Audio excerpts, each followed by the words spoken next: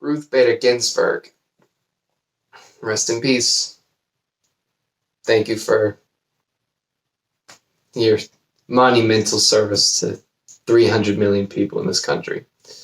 Can't imagine what it must have been like to have so much weight on your decisions. There's so much anxiety about this upcoming election, just a tremendous amount. Conversations left and right, and of course. But I try to remind myself that no matter the outcome, the one I want versus the one I'm very unexcited for, we're going to be all right. I don't mean that in some weakly optimistic way. Sure, we're human beings with working amygdalas. We can come up with thousands of ways for this shit to go to hell. I mean, so much. We're very creative when it comes to things falling apart. Why? Well, there's so many ways for things to fall apart, not just in the country, everywhere, anything. Think about all the ways your house could get destroyed. There's way more ways for that to happen than there are ways for you to keep that shit together. There's only one way to do things right. There's a lot of ways to do things wrong. And I think that's something we forget, especially when it comes to politics. Oh, especially when it comes to the government and leadership, that the people we elect, the people we put in charge, they're human beings. They're fallible, mistake-ridden, gooey organisms with a couple bones inside of them making decisions just like we would if we were in their shoes. And sure, they might have more experience in some domains than others, but at the end of the day, they're individuals who are incentivized by whatever drives them, morals, money, and they make their choices as they will, and they're never going to get it right. Not the first time. Maybe not the 5th or the 100th time. Maybe not their entire terms. Why not? Well, how do you nail it when you're running 300 million unique human beings? Each their own lives, their own stories, their own drives and incentives. How do you get that right? It's like getting it right isn't the question. That's the wrong question. The answer is you probably don't. And by probably, I mean give it a couple thousand tries, and you still probably won't. By getting it right, a better question is how do you get it less wrong? And how do you keep getting it less wrong, until eventually, hopefully, you're just better off than where you were yesterday. That's all we can hope for. Can we be better off than where we were? Not perfection. There's so much pressure on people in charge, so much pressure for perfection. It's hilarious. And then eventually we end up electing people like we have today where, perfection isn't even a question. I mean, they're not motivated by doing things right. They seem to be motivated by whatever the hell their own intentions are. You could call it greed, money lust. You could call it fame or fortune. The truth is, who knows? I don't know. I'm not them. But I try to remind myself, because it's important and because it's true, that it's just fear. It's just anxiety. There's plenty of things to be afraid of. There always is. But the truth is, no matter what you think about your political opponents or who's in office, this nation is full of hundreds of millions of people who just want to do right by themselves and the people that they care about. Always. That's always true. There's far more people who care about the people in their lives and there are people who don't. By far more, I mean practically all of them. Everyone. Practically speaking. At least in my experience as a, kindly privileged man living in a nice part of the world that's been set up well for the last however many years, I don't know. But what's it mean when you've got a country full of people who want to do things right by themselves and by their families? Well, it means the people who don't have it well have to snuff it. I mean, they still want things to improve and they look for every opportunity for things to get better. I don't like to point fingers. I don't like the president that we have today. But I cannot blame for a second people who vote for him. I think it's unwise to do so, to blame anybody.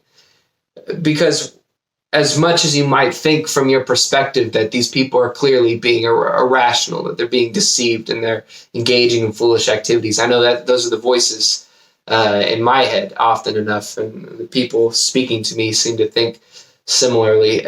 As much as you might think those things, the truth is there's plenty of rational reasons why anybody does anything. Even the stupid things, even the horrendous things, they're rational to them. They're rational to their own perspective. They've got their own sequence of cause and effect that we are absolutely blind to. And of course, we're blind to them because 300 million people living 300 million unique lives, and we're out here struggling with our own. Of course, we don't have enough information to make those kinds of judgments. We never will. We have to be willing to let people live their own lives and make their own decisions. And we have to be willing to allow them to learn as they go and educate themselves. And sure, that's going to mean biting the bullet from time to time and getting somebody in office who you do not want to be there. But it's going to be okay either way. I know we're going through something wild right now. I mean, on top of, our political game, which I've got plenty of reasons I'll get into about why I think it takes up too much of our attention anyways. I mean, we're also in the middle of a new social media revolution. I mean, the last 10 years have been insane. How many live tweets, how many people like me are sharing videos of themselves and their own ideas? I mean, how many, tweets and misinformation and just constant storm of news. You can never keep up with all of it. There's just too much of it. So, sure, it looks crazy. It is a lot. It's new entirely. But don't forget that at the end of the day, in the middle of the day, the start of the day, all day, everyone just wants to do right by themselves and the people that they care about. And that's going to mean solving problems. Anybody who approaches that problem rationally, that problem of, I want things to be better for the people that I care about. Anybody who approaches that problem rationally will come to understand that the best way to go about doing that is by listening to the perspectives of others. It's by drinking in new ideas from people you think you disagree with. It's by being patient with the world around you and making the best available choice that you can while you can still make them. That's the best any of us can do. And so, sure, we've all got these heart palpitations looking forward to the next 4 years of, mystery person, flip a coin on it. But I don't think the person we elect is quite as important as the person that you are. No matter who's signing the bills into law, you are the person living your life. You deal with your own challenges. You face your own injustices and struggles, but you overcome them. You do what's right for your people and the people near you. And as much as it feels important that, we've got this overarching political system that controls the way our world looks and feels, it only does that to an extent. You control most of how your world looks and feels. On the one hand, sure, you control very little of it. I mean, you don't get to choose where you're born, who you're surrounded with. You get to choose who you're surrounded with. But the point is, you also choose how you perceive your world. And wasting your attention on the anxiety of who's coming next, what's next, what new turmoil are we about to throw another 100 million people into? It takes you away from the decisions that matter, that truly matter. And those are the decisions about the things that you can affect, the change you can make in your own life. Who we elect isn't going to make you happy. Either way, no matter what. And it never will. No election, The political game, the economic game that we put into place isn't going to make you happy. The laws we put in place, the negotiations we make, the compromises we'll have to make, our engagements with political affairs across the globe, they're not going to make you happy. You can never. Video cut out for a moment. The only thing that's going to make you happy are the choices that you affect into the world.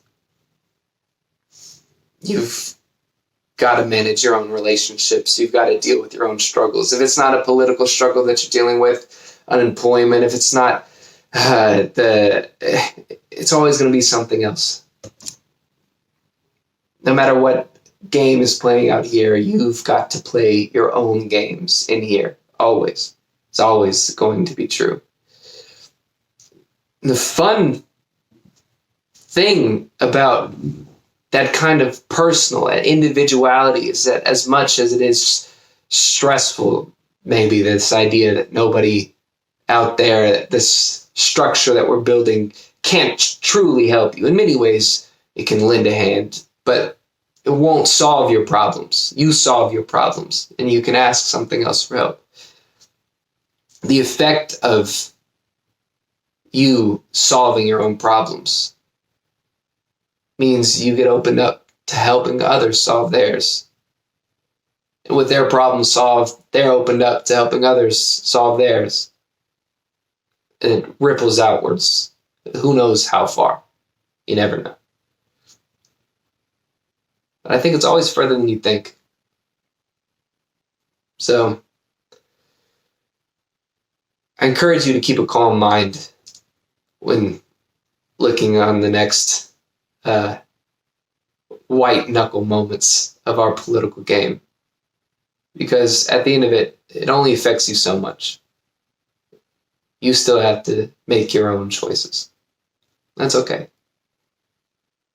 Have a good one.